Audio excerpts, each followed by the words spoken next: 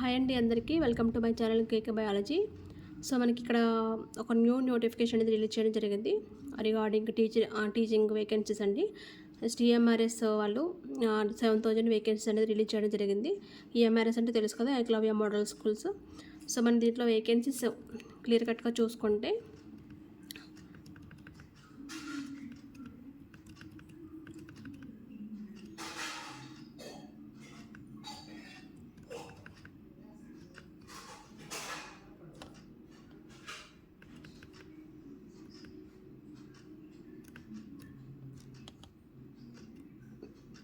These are the vacancies అండి.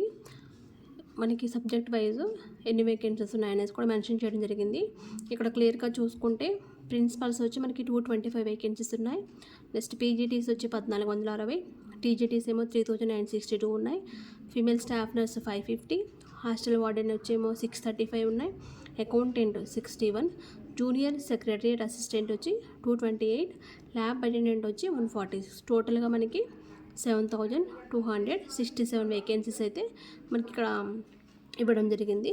ఇక్కడ category wise కూడా పోస్టులు అనేది మెన్షన్ చేశారు. నెక్స్ట్ ఇక్కడ చూసుకుంటే మనకి పీజీటీస్ ఎన్ని ఉన్నాయి కేటగిరీ వైజ్. పీజీటీ సబ్జెక్ట్స్ అంటే ఇంగ్లీష్, హిందీ ఉంది, మ్యాథ్స్ ఉంది, కెమిస్ట్రీ ఉంది, ఫిజిక్స్ ఉంది, బయాలజీ ఉంది, నెక్స్ట్ హిస్టరీ ఉంది, జోగ్రఫీ ఉంది, commerce, economics and computer science. These are the total vacancies. మనకి పీజీటీ పోస్ట్ ఎన్ని ఉన్నాయంటే 1460 జాబ్స్ అయితే ఉన్నాయండి.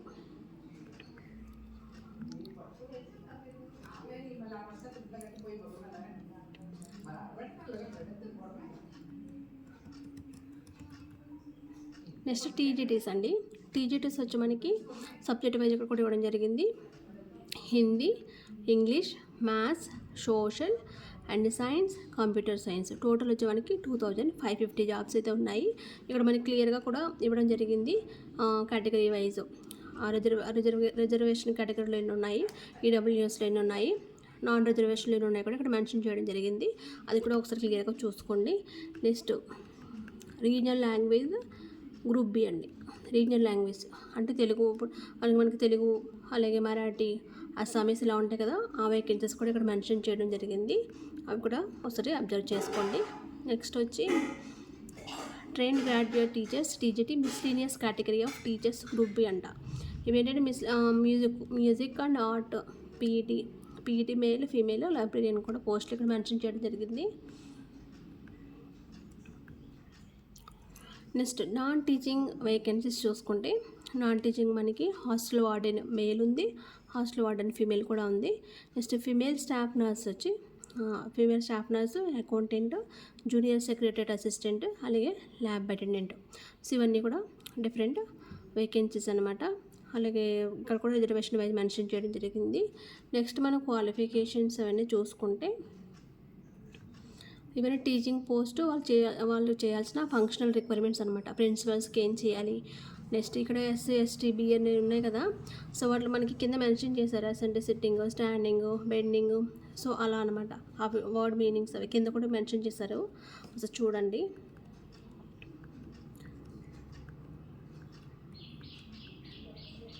నెక్స్ట్ ఇది post details and level of pay అనమాట. ప్రిన్సిపల్స్కి ఎంత ఉంటుంది శాలరీ అనేది మనకి లెవెల్ ఆఫ్ పే అంటే 12th అనమాట. ఇది మనకి చూసుకుంటే 78,000 టు ఒక 2 lakhs వరకు ఉందండి ప్రిన్సిపల్స్కి. అలాగే పీజీటీస్కి అయితే 47,000 టు ఒక 1,51,000 వరకు ఉంది. నెక్స్ట్ టీజీటీస్కి వచ్చి ఒక 44,000 టు 1,42,000. లైబ్రరీన్ ఏమో 7 పే స్కేల్లో కిందకు వస్తుంది, దాన్ని కూడా 44 నుంచి 1,42,000 వస్తుంది. నెక్స్ట్ అలాగే female staff nurse, hostel warden వచ్చి 29,000 నుంచి 92,000 వరకు ఉంది శాలరీ.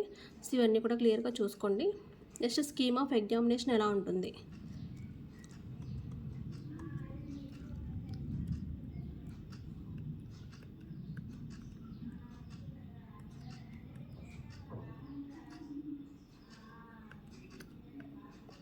స్కీమ్ ఆఫ్ ఎగ్జామినేషన్ చూసుకుంటే మనకి మోడ్ ఆఫ్ ఎగ్జామినేషన్ వచ్చి టైర్ 1, టైర్ 2 అలా ఉంటుంది. సో టైర్ 1లో క్వాలిఫై అయిన వాళ్ళకి టైర్ 2 ఎలిజిబిలిటీ ఉంటుందన్నమాట. సో ఇక్కడ మోడ్ ఆఫ్ ఎగ్జామినేషన్ చూసుకుంటే EMRS staff selection exam 2025 will be conducted in MCQ OMR based pen paper mode ఉంటుంది. While tier 2 will be combination of descriptive questions and MCQ రెండు కూడా ఉంటాయి అనమాట. టైర్ 1లో అయితే మనకి కంప్లీట్గా మనకి OMR బేస్డ్ ఉండొచ్చు. నెక్స్ట్ టైర్ 2లోకి వస్తే మనకి డిస్క్రిప్టివ్ మోడ్లో కూడా అంటే క్వశ్చన్ ఇస్తే దానికి ఒక మనం పారాగ్రాఫ్ ఇలా రాస్తాం కదా, సో ఆ మోడ్లో కూడా ఎగ్జామ్ అనేది ఉంటుంది.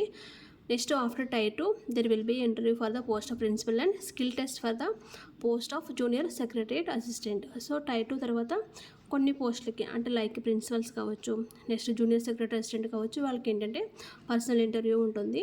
నెక్స్ట్ జూనియర్ సెక్రటరీ అసిస్టెంట్కి వచ్చేమో స్కిల్ టెస్ట్ ఉంటుందన్నమాట. Next choice of medium of questions exam papers.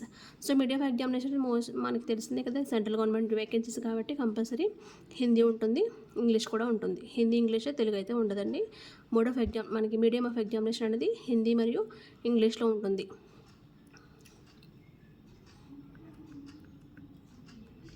Next exam pattern చూసుకుంటే మనకి ప్రిన్సిపల్స్కి వచ్చి మనకి 5 సెక్షన్స్ ఉన్నాయి ఇక్కడ.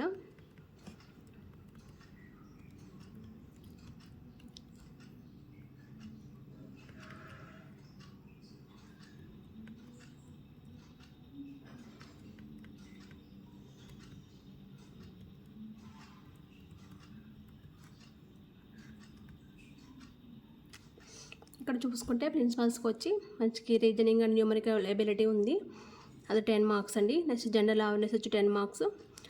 Next academics and residential aspects detail syllabus as on. Next వెబ్సైట్లో మనకి ఇది ప్రొవైడ్ చేయడం జరిగింది సిలబస్. నెక్స్ట్ ఇక్కడ ఏంటంటే అడ్మినిస్ట్రేషన్ అండ్ ఫైనాన్స్, దానికి 30 మార్క్స్ ఉన్నాయి. నెక్స్ట్ లాంగ్వేజ్ కాంపిటెన్సీ టెస్ట్లో మనకి జనరల్ ఇంగ్లీష్ ఉంటుంది, హిందీ కూడా ఉంటుంది. వాటికి ఈచ్ వన్ 10 మార్క్స్ ఉంటాయి, 20 మార్క్స్ అనమాట. టోటల్ 100 మార్క్స్ అనేది ఎగ్జామ్ ఉంటుంది. ఇది ప్రిన్సిపల్స్.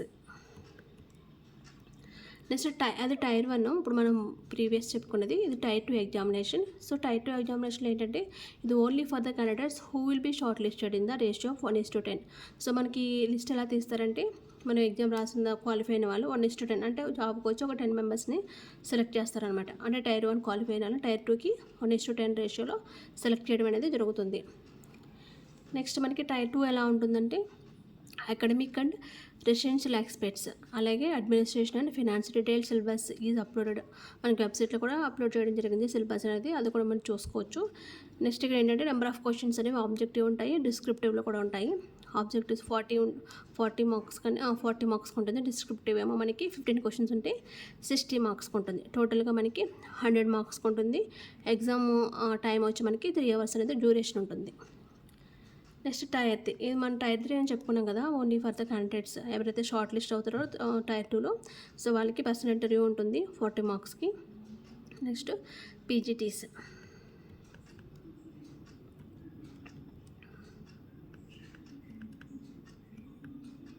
సో పీజీటీ సిలబస్ చూసుకుంటే ఎగ్జామ్ ప్యాటర్న్ ఎలా ఉంటుందంటే జనరల్ అవేర్నెస్ ఉంటుంది, రీజనింగ్ ఎబిలిటీ ఉంటుంది, knowledge of ICT, teaching aptitude, domain knowledge, next experiential activity based pedagogy and case study ఉంటుంది. కేస్ స్టడీ బేస్ క్వశ్చన్స్ అన్నీ ఉంటాయి. టోటల్గా మనకి టైర్ 1లో ఎగ్జామ్ వచ్చి మనకి 100 మార్క్స్కి ఉంటుంది. డ్యూరేషన్ వచ్చి 2 hours 30 minutes, 2.5 hours అనేది డ్యూరేషన్ ఉంటుంది. మనకి ఇక్కడ పార్ట్ 6 చూసుకుంటే లాంగ్వేజ్ కాంపిటెన్సీ టెస్ట్లో మనకి general English and general Hindi ఉంటుంది. ఈచ్ సబ్జెక్ట్ మనకి 10 మార్క్స్ అనేది మాత్రం ఇది కంపల్సరీ అన్నిట్లో ఉంటుంది చూడండి. ఇది పీజీటీసీ టైర్ 1 అండి. నెక్స్ట్ ఇది టైర్ 2 చూసుకుంటే subject specific syllabus is uploaded. అంటే మనకి సబ్జెక్ట్ ఏ సిలబస్ అయితే మనం చదవాలో అదైతే కంపల్సరీ వెబ్సైట్లో అప్లోడ్ చేయడం జరిగింది, అది మీరు చెక్ చేసుకోవచ్చు. దీంట్లో కూడా మనకి ఆబ్జెక్టివ్ ఉంది, అలాగే డిస్క్రిప్టివ్ కూడా ఉంది. ఆబ్జెక్టివ్ 40 మార్క్స్కి అయితే డిస్క్రిప్టివ్ వచ్చి మనకి 60 మార్క్స్కి ఉంది. టోటల్గా the test will be 3 hours ఉంటుంది టెస్ట్ అనేది.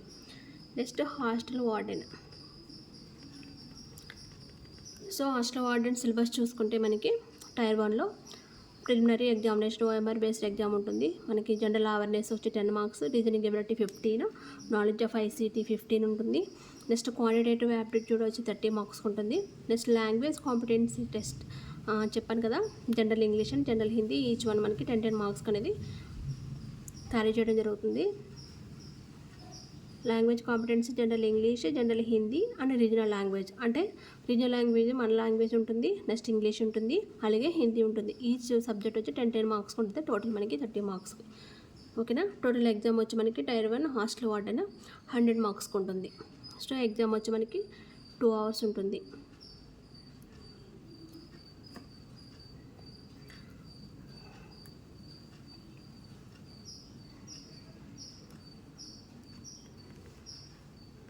నెక్స్ట్ టైర్ 2 కూడా మనకి సిలబస్ అనేది వెబ్సైట్లో మెన్షన్ చేయడం జరిగింది. ఇక్కడ కూడా మనకి ఆబ్జెక్టివ్ 40 మార్క్స్ ఉంటే డిస్క్రిప్టివ్ వచ్చి మనకి 60 మార్క్స్ ఉంటుంది. టోటల్గా మనకి 100 మార్క్స్ అయితే ఎగ్జామ్ కండక్ట్ చేయడం జరుగుతుంది. The test will be 3 hours అనేది ఉంటుంది.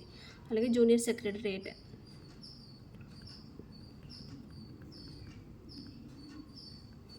సెక్రటరియట్, చూసుకుంటే మనకి reasoning ability, quantitative aptitude, general awareness, basic knowledge, computer operation, language competency test, English, Hindi. So ఇవన్నీ జూనియర్ సెక్రటరియట్ సిలబస్ పేపర్ 3 అనమాట. ఏమేమి ఉంటాయి ఎగ్జామ్ ప్యాటర్న్ అనేది.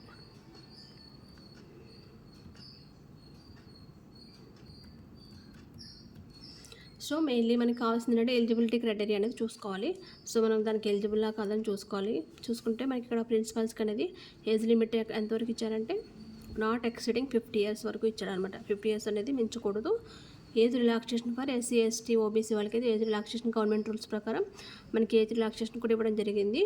నెక్స్ట్ అప్ టు 55 years ఎవరైతే MRSలో వర్క్ చేస్తారు కదా, సో వాళ్ళకైతే మనకి 55 years వరకు కూడా ఏజ్ రిలాక్సేషన్ అనేది ఇవ్వడం జరిగింది. సో ఎసెన్షియల్ క్వాలిఫికేషన్ చూసుకుంటే మాస్టర్స్ డిగ్రీ ఉండాలి ఫ్రమ్ రికగ్నైజ్డ్ యూనివర్సిటీ నుంచి. నెక్స్ట్ లేకపోతే మాస్టర్ డిగ్రీ అండ్ 50 మార్క్స్ కూడా మనకి 50% ఆఫ్ మార్క్స్ అనేది కూడా ఉండాలి. నెక్స్ట్ అలాగే బ్యాచిలర్ డిగ్రీ ఇన్ ఎడ్యుకేషన్ ఉండాలి, BEd from NCTE recognised institution నుంచి ఉండాలి. అలాగే 3 years ఇంటిగ్రేటెడ్ BEd MAD ఉండాలండి. ఆర్ ఇది కానీ ఉండాలి. ఓకేనా. 3 years integrated BEd MAD from NCTE. Next or 4 years integrated graduation degree with at least 50% of marks NCTE recognised institution including BEd component. ఇవి మనకి వచ్చి ప్రిన్సిపల్స్ క్వాలిఫికేషన్ అనమాట. ఎక్స్పీరియన్స్ కూడా కంపల్సరీ నీడ్ అండి. ప్రిన్సిపల్స్కి తెలిసే ఉంటుంది, మనకి స్టేట్ ఎగ్జామ్లో కూడా మెన్షన్ చేశారు కదా.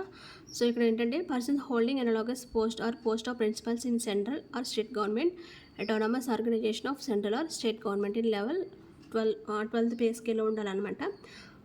ఆర్ వైస్ ప్రిన్సిపల్గా వర్క్ చేసి ఉండాలి ఎక్కడైనా, లేకపోతే PGTR లెక్చర్గా ఎక్కడైనా సెంట్రల్గా స్టేట్ గవర్నమెంట్లో వర్క్ చేసి ఉండాలన్నమాట. సో ఇక్కడ డిజైరబుల్ కూడా ఇచ్చాడు. Experience of working fully residential school work చేసి ఉండాలి. Next desirable proficiency in English ఉండాలి, హిందీ ఉండాలి, రీజనల్ లాంగ్వేజ్ ఉండాలి. Working knowledge of components computers గురించి కంపల్సరీ నాలెడ్జ్ ఉండాలన్నమాట. నెక్స్ట్ PGTస్కి నాట్ ఎక్సీడింగ్ 40 years మించకూడదు. అలాగే ఏజ్ రిలాక్సేషన్ మనకి as per the government rules ప్రకారం ఏజ్ రిలాక్సేషన్ ఉంటుంది. SC, ST, BC, OBC వాళ్ళకి ఎంతైతే మెన్షన్ చేశారో అదైతే వర్తిస్తుంది ఇక్కడ. నెక్స్ట్ ఎసెన్షియల్ క్వాలిఫికేషన్స్ వచ్చి integrated post graduate course from NCTE నుంచి ఇంటిగ్రేటెడ్ పోస్ట్ గ్రాడ్యుయేట్ కోర్సు చేసి ఉండాలి, BEd కూడా ఉండాలి.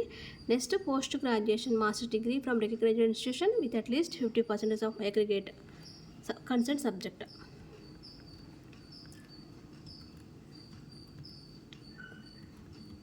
నెక్స్ట్ అండ్ మనకి BEd కూడా ఉండాలి.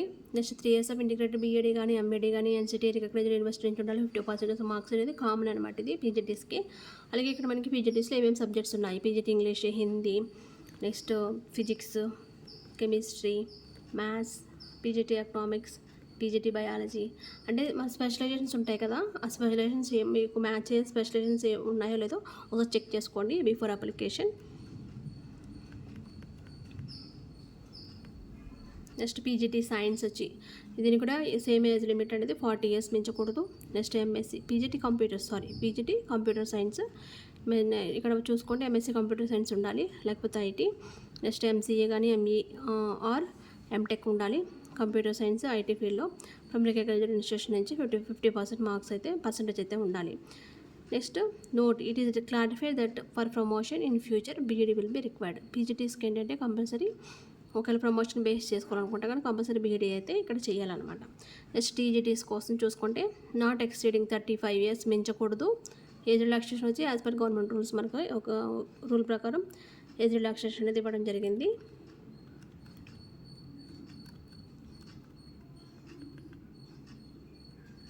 ఇక్కడ టీజీటీస్ చూసుకుంటే 4 years ఇంటిగ్రేటెడ్ గ్రాడ్యుయేషన్ డిగ్రీ ఉండాలి ఫ్రమ్ ఎన్సిటీ రికగ్నైజ్డ్ ఇన్స్టిట్యూషన్ నుంచి, అలాగే bachelor degree or honours degree from recognised institution నుంచి ఉండాలి.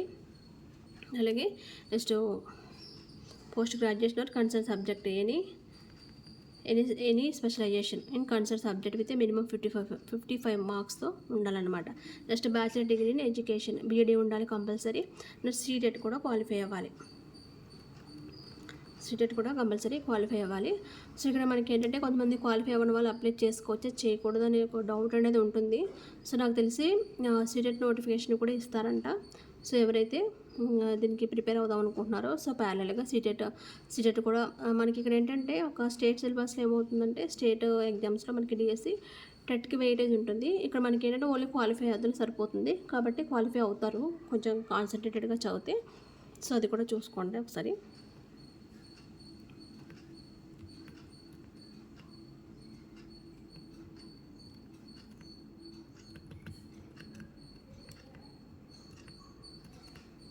ఇది ఫిజికల్ ఎడ్యుకేషన్ మేల్ ఫీమేల్ అండి. అలాగే లైబ్రరీకి కంపల్సరీ ఎంఎల్ఎస్ఏ కోర్స్ ఉంటుంది కదా, కోర్స్ అయితే చేసి ఉండాలి. అలాగే స్టాఫ్ నర్స్కి ఏజ్ లిమిట్ కూడా 35 years ఇచ్చాడు. హాస్టల్ వార్డెన్కి కూడా 35 years ఇచ్చాడు. ఇక్కడ కూడా ఏజ్ రిలాక్సేషన్ అనేది ఉంది, అది కూడా చూడండి ఒకసారి. మనకి ఏంటంటే female staff nurse compulsory BSc nursing అయితే చేసి ఉండాలి. అలాగే అకౌంటెంట్ చూసుకుంటే అకౌంటెంట్ కూడా మనకి bachelors degree from recognised university నుంచి ఉండాలి. కామర్స్ అయితే ఉండాలి అకౌంటెంట్కి. జూనియర్ సెక్రటరీకి అయితే మనకి ఏజ్ లిమిట్ తక్కువ ఇచ్చాడు, నాట్ ఎక్సెండ్ 30 years అనేది మించకూడదు. ఏజ్ రిలాక్సేషన్ ఉంటే ఒక 35 years వరకు అయితే మాత్రమే ఉంటుంది. సో ఇక్కడ క్వాలిఫికేషన్ వచ్చి మనకి సీనియర్ సెకండరీ అంటే ఇంటర్మీడియట్ అనేది క్వాలిఫై అవ్వాలి. అలాగే టైప్ కూడా వచ్చి ఉండాలండి. చూడండి 35 words per minute అనేది టైపింగ్ కూడా వచ్చి ఉండాలి.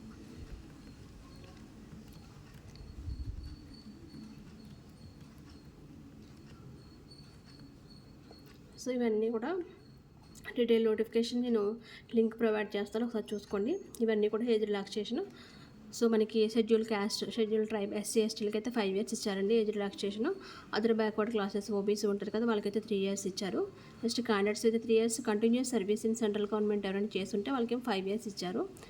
Next personals ordinarily domiciled in the UT of Jammu and Kashmir వాళ్ళకైతే 5 years ఇచ్చారు. Next women all category only if applying for PGTs TGT post అయితే 10 years ఇచ్చారు. సో ఎవరైతే ఉమెన్స్కి అయితే మాత్రం ఇక్కడ స్పెషల్గా మెన్షన్ చేయడం జరిగిందండి. 35 years కాకుండా యాక్చువల్గా 40 వరకు ఇచ్చారు. అవే కాకుండా ఒక ఉమెన్ అయి ఉంటే కనుక మనకి 10 years వరకు టీజీటీస్కి మాత్రమే ఇవ్వడం జరిగింది. ఒక 10 years మనం యాడ్ చేసుకొని మీ ఏజ్కి మీరు ఎలిజిబుల్లో కాదో చెక్ చేసుకోండి. ఇదేంటంటే డిజేబిలిటీస్కి అనమాట. ఎస్సీ ఎస్టీ కానీ ఓబీసీ కానీ జనరల్ ఎవరైతే ఉన్నారో వాళ్ళకి 15 years, ఎస్సీ ఎస్టీలకి డిజేబుల్డ్ పర్సన్స్కి ఓబీసీకి అయితే 13 years. Next for women with disability clause that is not applicable వీళ్ళకైతే మనకి 10 years అనేది ఇవ్వడం జరిగింది.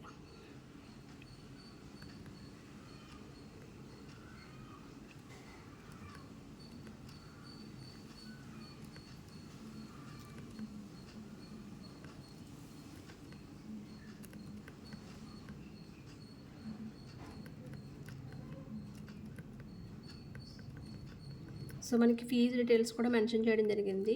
అప్లికేషన్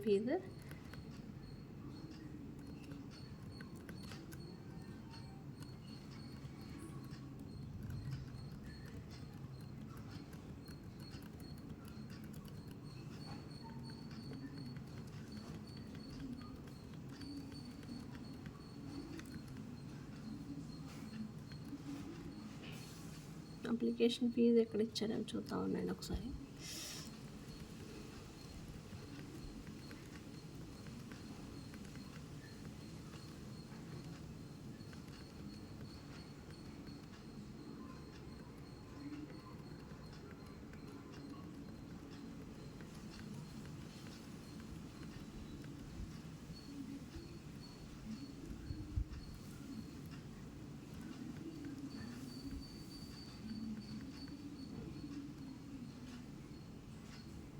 ఇక్కడ మనకి ఇక్కడ చూడండి, ఇక్కడ అపెండిక్స్ అని ఇచ్చాడు. అపెండిక్స్ సైజ్లో మనకి format of SC ST caste certificate మనకి మన స్టేట్ గవర్నమెంట్ తీసుకుంటాం కదా, సో అది కాకుండా ఇక్కడ వీళ్ళు కూడా ఇచ్చారు. సో అది కూడా చెక్ చేసుకోండి. నాన్ క్రిమినల్ సర్టిఫికేట్ ఎలా తీసుకోవాలి, అలాగే ఈడబ్ల్యూఎస్ సర్టిఫికేట్ ఎలా తీసుకోవాలి. సో మనకి మనం తీసుకున్న క్యాస్ట్ సర్టిఫికేట్ అయితే ఇందులో మనకి తీసుకోరు. సో వీళ్ళకి సెపరేట్ ఫార్మాట్ అనేది ఇవ్వడం జరిగింది. అది కూడా ఒకసారి చెక్ చేసుకోండి. So these are the details about the MRS fees details. ఒకసారి నేను చెక్ చేసి మళ్ళీ ఇంకో ఫర్దర్ వీడియోలో మీకు ఇన్ఫర్మేషన్ అందజేస్తాను. సో ఎంఆర్ఎస్ గురించి మీకు ఈ ఫుల్ ఇన్ఫర్మేషన్ ఏం కావాలన్నా సరే నాకు మెసేజ్ చేయండి. Please to subscribe my channel and share to your friends. Thank you.